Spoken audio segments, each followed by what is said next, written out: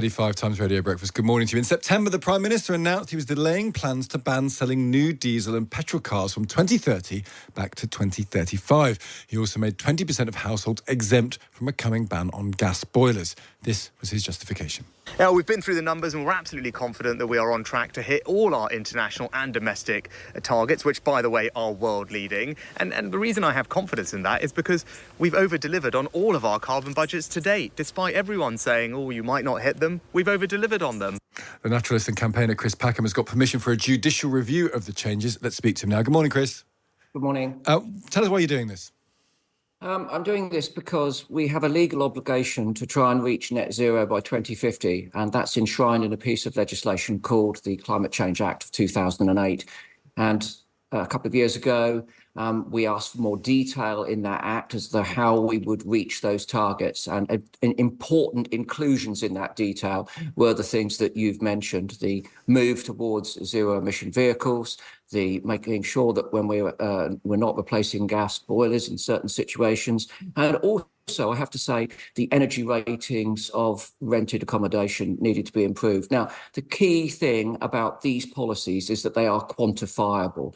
We know how many petrochemical fueled cars there are out there on the roads. We know how many gas boilers there are. So these were meaningful targets that we could quantify and know that we were reducing our carbon footprint in the UK. And unfortunately, the Prime Minister chose to row back on these and slow that down. And we now have grave concerns that we'll be able to meet those targets on schedule. And we know what's going on when it comes to climate breakdown. So this is of considerable importance. Rishi Sunak said there, and many people will say this to you, Chris Packham, if you look at the performance of Britain generally, we've actually done quite a good job when it comes to carbon reduction. Actually, the direction of travel has been a good one, and we've been doing it pretty quickly. Certainly, if you compare it to other countries around the world. Yes, well, we are better than other countries around the world, and so we should be. We're a wealthy, developed nation, and as a consequence of that, we should be boldly and bravely tackling these issues. I have to countermand what the Prime Minister said. We're not meeting all of our targets, and we're not over-delivering. We might be doing that because the statistics have been cleverly massaged, and we are not still on track for carbon zero by 2050. And we need to set that standard and make sure that we're driving towards it. The other thing that the Prime Minister said in that short broadcast was that he'd done the figures. Now, one of the reasons that he chose to row back on these measures was because of the cost of living crisis and the energy crisis that we face, the high cost of heating homes and running our vehicles currently. But you know, the fact is that when that law was enshrined, the figures were done. It wasn't something that, it was spuriously arranged. The government's own climate change committee was involved. It was put out for public consultation. And I have to say that the Prime Minister was the Chancellor at that time. So he signed it off knowing exactly how much it was going to cost. Well, the cost, is ultimately as well, is worth paying. Think of all those people. He's saying that we need to row back on this because of people on lower incomes. Well, a lot of people in lower incomes are living in rented accommodation, and those are the ones where it's not very well insulated, and all of the money they are spending, overspending on their heating, is just going straight out the roof and out of the window. Yeah. So, frankly, it doesn't add up. And it's the law, and the law is there for all of us to stick to, including our government. Is this a problem with politics generally? The politics is a very short-term business. You had Labour, for example, they wanted to spend 28 billion quid every year on green investment, and then they've watered it down, then abandoned it, because ultimately they care about the next year, then the year after that, balancing the books rather than looking ahead to 2030 and 2050. Is that a problem, do you think, with politics, actually, across the board? I think you've hit the nail fairly and squarely on the head. I think you're exactly right. I mean, Labour at the moment are not in government. They're looking to be in government, so they're trying to set policies which they think will be appealing in the short term. But, the short term is changing very rapidly. We're about to have the hottest summer that we'll ever have. That's what the predictions are at the moment. Hotter than last year when all of the records were broken. This will have significant impacts on people here in the UK and, of course, all over the world. We simply have to address this issue.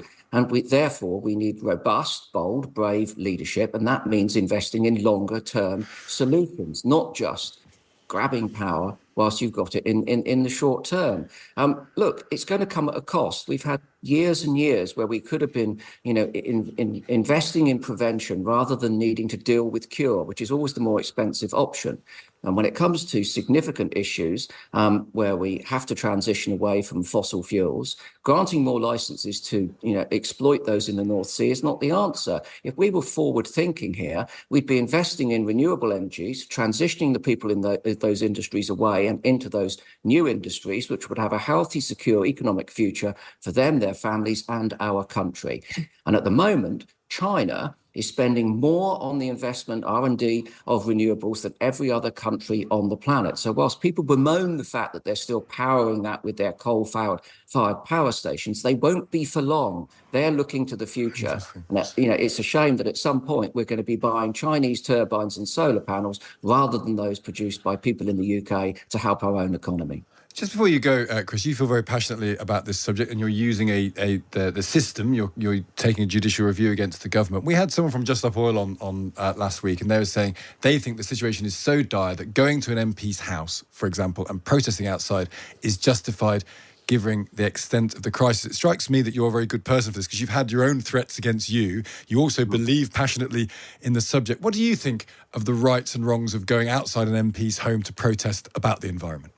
Well, I think that we need a portfolio of protests, basically, because we need a radical flank. And Just Stop Oil are seen by many as that radical flank. They are the people who, in some people's minds, go a step too far, and that might be, standing outside an MP's house. But the fact is that they are motivated, as I am, by a manifest fear for the health of our future, and that is on a foundation of understanding of very good science. We listen to the science. The science tells us we have to act. These people are frightened for my future, for your future, the future of any children that they might have. And then they need to draw attention to this issue. And is it going too far? Some people think it's going too far. Do you think it's going too far to go to an MP's house?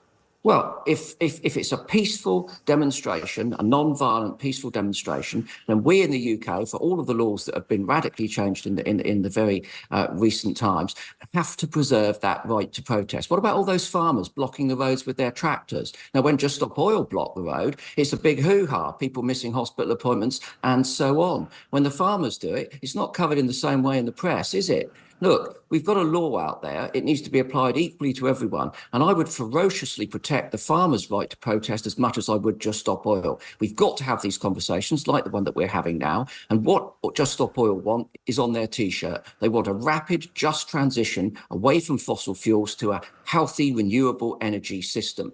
And they need to get that message across, and they're desperate to do so. So I would support a breadth of protest. That doesn't mean that you and I need to go and stand outside MPs' houses. I'm taking a legal approach here, a perfectly democratic one, which is available to me as a citizen of the UK. But yes, we're on the same sheet. What's just got me out of bed to speak to you this morning is that I care about the health and well-being of this planet, and I want to play some small role myself in trying to secure its future, just as they do. Chris Packham, good to speak to you. Thank you for taking the time. Thank you. That's Chris Packham there, the naturalist and campaigner, talking about a breadth of protest that might include, indeed, Just Stop Oil, the rebellious flank going to MPs' houses. 7:43 Times Radio Breakfast.